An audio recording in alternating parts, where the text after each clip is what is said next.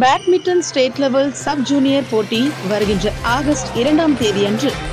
வேலூரில் நடைபெறுமா?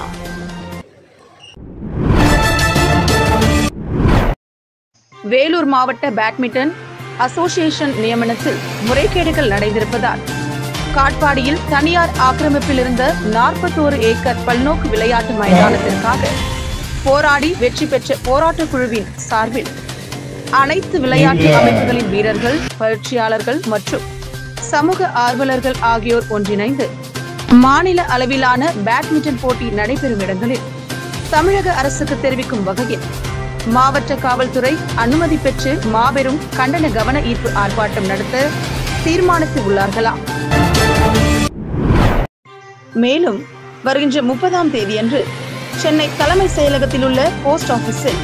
தமிழக முதல்வர் மற்றும் விளையாட்டுத்துறை அமைச்சரான துணை முதல்வருக்கும் STAT மெம்பர் செக்ரட்டரிக்கும் 100 ரெஜிஸ்டர் முறைகேடான மாவட்ட நிர்வாகிகள் நியமனம் குறித்து புகார் மனுக்கள் அனுப்பவும் தீர்மானித்துள்ளார்களாம் என போராட்டக் குழுவை சார்ந்தவர்கள் தெரிவித்துள்ளனர்.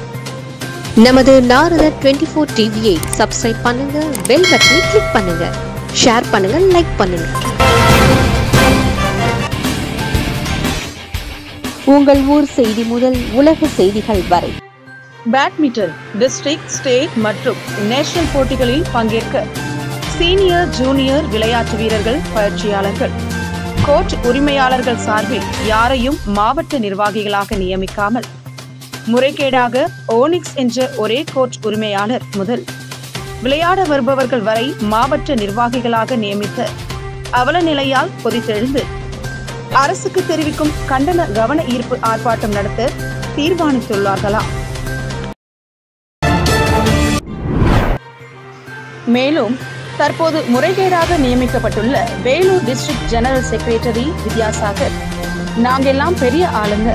எங்களை ஒன்னும் செய்ய முடியாது, SC ஜாதியை சேர்ந்தவர்கள் யாரையும் நிர்வாகிகளாக நியமிக்க மாட்டோம்,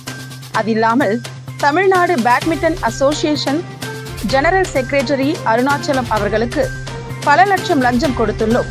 எங்களை யாரும் ஒன்றும் செய்ய முடியாது என்று அவரிடத்திலும் கூறி வருகின்றாராம்.